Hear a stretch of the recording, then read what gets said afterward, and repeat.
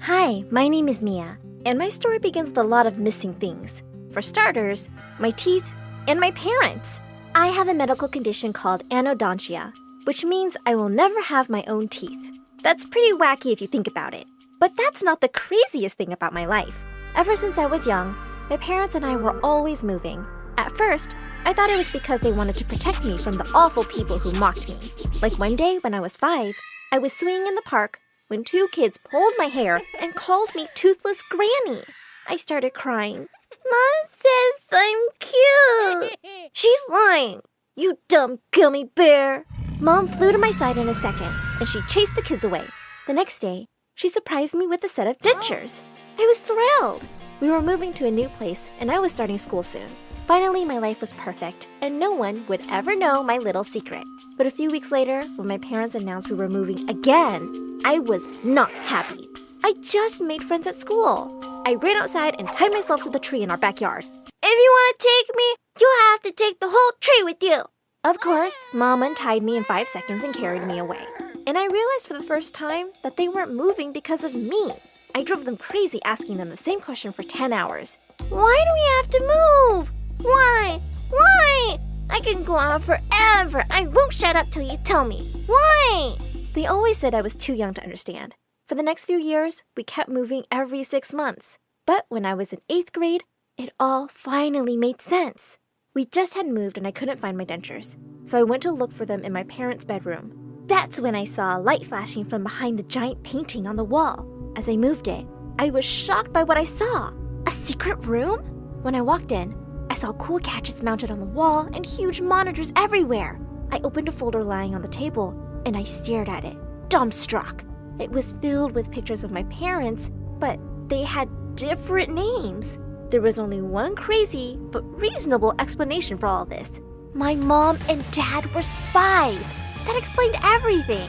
I knew I had to keep this a secret, but I couldn't resist taking some gadgets with me. Binoculars, HD cameras, a telescope. I was in geek paradise.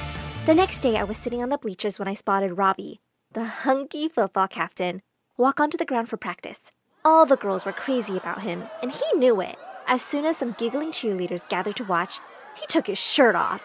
Well, I didn't need to get closer when I had high-powered binoculars.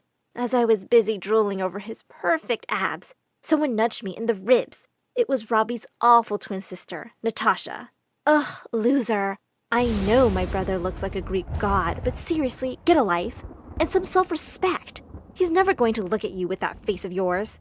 I was watching birds, not... She walked off before I could even finish. Ugh, what a witch. And what was wrong with my face? I could have Robbie if I wanted. I just had to get close to him before someone else beat me to it. But the very next day, I saw something that broke my heart. Robbie was kissing some girl. I was totally crushed. But a few days later, I caught him making out with another girl. How many people was he dating? I decided to spy on him for a little while longer and discovered that Robbie was dating more than half the class. I couldn't believe I had a crush on this 100-timing jerk. But since I was a sucker for justice, it was my duty to tell everyone about this creep. So I sent anonymous messages to everyone he was dating with proof of his cheating. The next day, Robbie was dumped by 15 people at lunch. I can't believe I was dating a jerk like you. Go kiss your own reflection, Robbie. It felt so awesome to help good people and expose the bad ones. And that gave me a brilliant idea. I set up a website where people could reach out to me with their problems, and I'd help them. Anonymously, of course. With my newfound spying talents, I exposed a bunch of bullies, cheaters, thieves, and gold diggers. And pretty soon, I became a secret hero. Everyone in school was curious about my identity, and I came to be known as The Catcher. As I was going through my long list of requests one day, I was really shocked to see one from Natasha. She said she was secretly dating a new boy, and she thought he was cheating on her. She sounded so heartbroken, I just had to help her. The next day, I followed her boyfriend, Jack, to a restaurant. But I suddenly bumped into someone, and when I looked up, he vanished into thin air. Where'd he go? Suddenly, I heard a voice behind me. Who are you and why are you following me? Also, you're not very good at it. I stared at him stupidly for a few seconds. Wow, this boy was gorgeous up close and smart. Okay, you caught me. Your girlfriend asked me to follow you. You're lying, because I don't have a girlfriend. What? Aren't you dating Natasha? No way. She keeps asking me out, but I'm not interested. Natasha was such a liar. I texted her and told her I wasn't doing the job for her. My dad is a cop, you know. I can find your identity in seconds. Whatever. I wasn't going to fall for her stupid bluff. The next day when I entered school, I saw something all over the walls that made my heart stop. They were pictures of me with my dentures off, with "Toothless Freak" written on them. Someone took them while I was cleaning my dentures at the washroom after lunch. And there were more posters of me with my camera and binoculars and the caption, "Mia, the ugly creep who's been spying on us." The people I spied on were glaring at me. The people who I spied for were pretending I didn't exist, and the others were laughing at my pictures. And then came the devil Natasha. How's the payback, jerk? You humiliated my brother, remember? No, your brother did that to himself. He deserved it. I think you framed him because you couldn't have him, you toothless witch. I think you did all this because you can't have Jack. And you know what?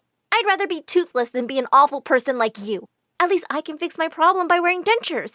But you can't buy a nice personality or a good heart. She stared at me in shock. And just as she was about to attack me, someone suddenly stepped in. It was Jack. I can't believe you stooped so low, Natasha. Take these posters off, or I'm filing a complaint against you to the principal for bullying. And with that, he took my hand and started walking away. As I looked back at Natasha, I could see her face turning every shade of purple. After that, Jack and I started hanging out more often, and I could talk to him about anything, even my condition. Then Jack asked me out. Of course I said yes. I also decided to shut down my website. I made a public announcement during lunch. Guys, my spying days are over. You all should learn to deal with your lives yourselves. I focused on my studies after that, and my parents kept sending me money and emails, but it had been a couple of years since I last saw them. That made me kind of sad. I wish they'd been around when I needed them. Jack and I got into the same college. We gave each other a loving kiss with no clue that our lives were going to be flipped upside down soon. One day, I was sitting in the lounge by myself when 50 people in suits barged into my apartment. My parents were with them. Mom, Dad, where have you been? We'll explain later, darling. We all have to go into hiding right now. What? I'm not going anywhere. What about college? What about Jack? Sorry, Mia. This is non-negotiable. Go, go, go! Before I could protest anymore, the agents literally put me in a car and moved us to a new place. My hair was dyed red, and I was given a new name, Selena. All my social media accounts and the numbers from my phone were wiped clean. And the worst? I was told not to contact Jack for my own safety and his. I couldn't believe it. I'd worked so hard to build my life, and it had been torn to pieces. I got really mad at my parents and decided to run away and live alone. It was my only way to try and have a normal life. I used a different identity to get a part-time job at a cafe, and I continued with my studies. One day while I was working at the cafe, I saw a customer shouting at his wife. I just couldn't stand there and watch. I marched right over and told him off in front of everybody. As a few other people joined me and the rude man muttered an apology, I turned around to see someone I never thought I'd see again. I thought you were letting people deal with their lives themselves. Jack? I nearly smothered him with a bear hug. He said he'd been searching for me for a year with no luck. But one day, out of the blue, my parents called him and told him where I was. What? They've known all along where I am? Of course, they're spies. Yes, but they decided to stay away so you can live your own life. They asked me to take care of you and to tell you that they really love you. Hearing that, I burst into tears. I wished I could meet them.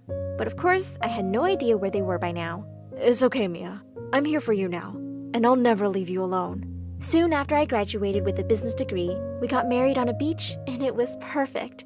Except that I really missed my parents.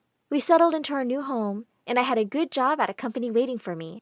But I didn't feel really happy. Something inside me wanted to do something that helped other people.